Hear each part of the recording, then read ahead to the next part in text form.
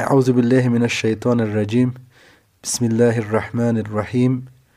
الحمد لله وكفى والصلاة والسلام على عباده الذين اصطفى، خصوصا على أفضلهم وخاتم النبيين محمد الأمين وآله وصحبه أجمعين، وبعد. سلسله درسای رافضه، حقیقت روافض. درس نخست، عنوان درس تعریف روافض. الله متعال در قرآن کریم بیان میکند که سبب خلقت بشر عبادت است و به می دلیل که الله متعال میگه و ما خلقت الجن والانس الا لیعبدون. جن و انس هر دو را الله متعال به خاطر عبادت خلق کرده، یعنی دلیل خلقت انسان که عبادت است. به می سبب الله متعال دلیل مبعوث کردن انبیا را بیان می نماید و می فرماید که تمام انبیا و به تمام امتا که انبیا مبعوث شده، دلیل بعثتشان که است دو حرف است. حرف اول که مردم به عبادت الله متعال دعوت کنن و از عبادت طاغوت باز دارن، که مردم عبادت طاغوت نکنن. پس حاصل همی است که بعثت انبیا به دلیل ای است که عبادت مختص به الله متعال شوه و از طاغوت دوری بجوی، مردم به طاغوت عبادت نکنن. و دلیلش قول الله متعال به قرآن کریم است که ولقد بعثنا فی کل امة رسولا ان اعبدوا الله واجتنبوا الطاغوت، یعنی به هر امت پیامبر مبعوث شده و علت بعثتش به این بوده که مردم به عبادت الله دعوت کنن و از عبادت طاغوت اجتناب کنن. پس شیخ الاسلام ابن تیمیه رحمه الله به این عقیده هستند که اسلام ما بیان میکنیم به دو معنا میه. یک به معنای عامی که تمام انبیا به او مبعوث شدن که اسلام عام است و بیان کننده لا اله الا الله به مردم بودن، و دوم اسلام خاص است. اسلام خاص مختص به اسلام میشه که رسول الله صلی الله علیه و سلم رو به ما رسانده و با رسول الله صلی الله علیه و سلم سلسله وحی بند میشه و خاتم الانبیا رسول الله صلی الله علیه و سلم هستند. و نزد الله متعال تنها دینی که قابل پذیرش است امی دین اسلام است. و طریقی که ما شما الله متعال عبادت بکنیم، طریقی که رسول الله صلی الله علیه و سلم ما بیان کرده به می طریقه است. و الله متعال به قرآن بیان میکنه که ان دین عند الله اسلام، نزد الله متعال یک دین قابل قبول است و او دین اسلام است. و هر کسی که بغیر اسلام دین قبول کنه از او قبول نمیشه، یعنی هر کسی که غیر اسلام دین بگیره دین از او قبول نمیشه و در آخرت از جمله زیانکاران است. پس الله متعال خلقت بیان میکنه که الله متعال انسان خلق کرده و در بین از اینا که است مؤمن و کافر است، یعنی هم مؤمنین خلق شده و هم کفار خلق شده. و پس کفار با حالت خودشان مسائلشان بیان است و مؤمن هم مسائلشان بیان است. ولی حدیثی را که به سند صحیح روایت میشه، حدیثی است که رسول الله صلی الله علیه و سلم فرمودن که یهود به 71 فرقه تقسیم شده و نصارا به 72 فرقه تقسیم شده و امت رسول الله صلی الله علیه و سلم به 73 فرقه تقسیم میشه و در بین 73 فرقه یک فرقه واحد اهل جنت است و باقی همه اهل جهنم هستند. باز از رسول الله صلی الله علیه و سلم پرسان میشه که فرقه که اهل جنت است این کدام فرقه است؟ رسول الله صلی الله علیه و سلم جواب میدن فرقه که مثل ما و اصحاب اسلام پیروی میکنن.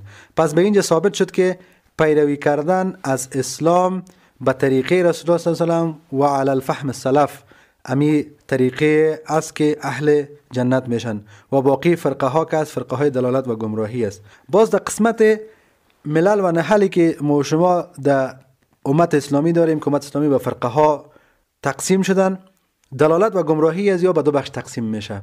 یعنی معنایش این است که در بین امت بعضی از فرقه ها گمراه و دلالت شدن، ولی گمراهی از یا داخلی است، یعنی این گمراهی از یا باعث نمیشه که یا از امت خارج شوند و گمراهیشان دلالت به اخراجشان از ملت اسلامی نمیکنه، یعنی هنوزم به ملت اسلامی هستند.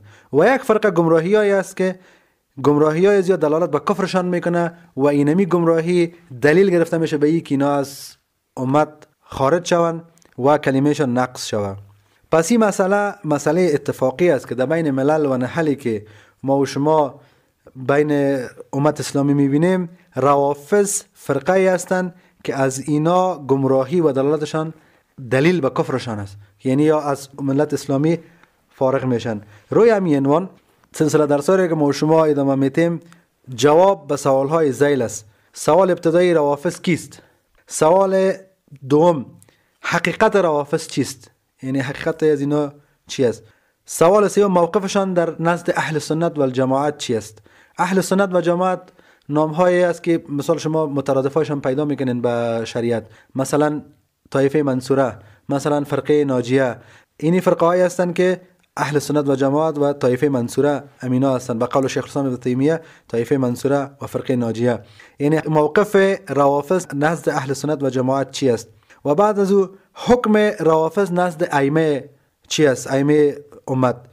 و حکم قتال با ایشان چگونه است؟ و حقیقتی که خلافت اسلامی با روافض قتال میکنه، احکام و دلایلش هم شما بیان میکنیم. و بعد از او روافض اینا شیعه و روافض گفته میشن. در این قسمت یک قول بسیار کوتاه وجود داره که وضاحت نیاز داره و او قولی است که شیعه و روافض هر دو عین کلمه سوای تفاوت از بینشان و در این قسمت تفاوت وجود داره. شیعه بر کسایی گفته میشن که یعنی وجه تسمیه یا به شیعه چی است؟ وجه تسمیه شیعه به این است که اینا خدا نسبت به اهل بیت میکنن، یعنی تشیعشان به اهل بیت دلیل گرفته میشه که اینا شیعه باشن. و روافض چی است؟ حقیقت روافض به این معنی میته که کلمه رفض یا رفض در کلمه عربی رد معنی میته. و چرا اینا به نام روافض مسما شدن؟ دلیلش است که شیعه تا یک قسمت شیعه بود و بعد از او بازی‌ها به دو بخش تقسیم شدن، به بخش زیدیه و بخش روافض تقسیم شدن. و دلیل از این که زید از ائمه خود حساب کرده بودن، همین یک فرقه شیعه بودن، باز نزد اینا آمدن، باز به شیخین و ابوبکر و عمر لعن و طعن بیان کردن و درباره از زید طالب معلومات شدن. پس زید به اینا از این گپ رد کرده، انکار کرده و گفته که اینا از جمله یاران جد ما که رسول الله صلی الله علیه و سلم بودن و ما به اونا احترام قائل هستم، یعنی طعن و لعنی وارد نکرده. بعد از او باز اینا ایره ترک کردن و به دلیل یا بر روافض تقسیم شد. باز به دو قسم شدن، یک زیدیه شد و یک قسمت روافض تقسیم شد. بعضو باز در این قسمت درباره از اینا پرسان شد از امام احمد رحمت الله علیه. امام احمد رحمت الله میگه که اینا کسایی هستند که به شیخان ابوبکر و عمر لعن و دشنام وارد میکنن، به دلیل اینا روافض میگن. باز عبدالله ابن احمد بیان میکنه که ما از پدرم امام احمد رحمت الله علیه پرسیدم درباره روافض. باز ایشان بیان کردن که روافض کسایی هستند که با ابوبکر و عمر طعن و لعن وارد میکنن، به دلیل اینا روافض هستند. و قول جمهور علما به است. شیخ الاسلام ابن تیمیه بیان میکنن که فرقه رافضه و شیعه دلیل از اینکه اینا شیعه میگن تشیعشان به امام علی رضی الله عنه است و رافضه به دلیل هستند که امام زید اینا رد کردن، به این دلیل یا شیعه هستند. در بین تشیع باز فرقه های زیاد دارن اینا. مثلا فرقه امامیه با فرقه اطلاق میشن اینا که اینا امامت از قرآن و سنت دلیل میگیرن و به این عقیده هستند که امامت از 5 بنای اسلام یکیش است. مثلا کلینی در کتاب خود بیان میکند که اسلام دارای 5 بنا است. 4 بنا را مانند اهل سنت و جماعت بیان میکنه و بنای 5م امامت میگه. و کسی از این پرسان میکنه که کدام افضل است بین 5 بنا، بازی میگه که امامت افضل است. بعد از او باز جعفری است و اینا را جعفریه وجه تسمیشون به جعفریه به است که اینا خود به امام جعفر صادق رحمت الله علیه نسبت میتن و بر روی زمین به علیه هیچ کسی به این اندازه افترا و کسب دروغ پیوند داده نشده چقدر که اینا به امام جعفر صادق نسبت دروغ میتن. و همین دلیل هم از اونا بیان میکنن که امام جعفر صادق بیان کرده که اسلام دارای 5 بناست و بنای 5م اسلام کس امامت است و افضل ترین بنام در اسلام کس امامت است. بعد از این باز اثنا عشری است که اینا به این عقیده هستند که امامایشان 12 امام کس همین اینا از کبایر و صغایر معصوم هستند و اینا به این عقیده هستند که اینا علم غیب دارن و به عصمت اینا عقیده دارن و به این عقیده هستند که امامای از اینا در تمام امور یعنی آگاهی داره و معصوم است. امامایی که نزد اینا 12 امام است عبارتند از علی ابن ابی طالب که او را به مرتضی ملقب میکنن و حسن ابن علی که او را مجتبی ملقب میکنن، حسین ابن علی که وی را شهید ملقب میکنن، زین العابدین ابن حسین که وی را سجاد ملقب میکنن، محمد ابن علی که وی را به باقر ملقب میکنن، جعفر ابن محمد که وی را صادق ملقب میکنن، موسی ابن جعفر که وی را کاظم ملقب میکنند. علی ابن موسی که وی را رضا ملقب میکنند. جواد ابن موسی که وی را تقی ملقب میکنند. علی هادی ابن جواد که وی را نقی ملقب میکنند. حسن العسکری که وی را زکی ملقب میکنند.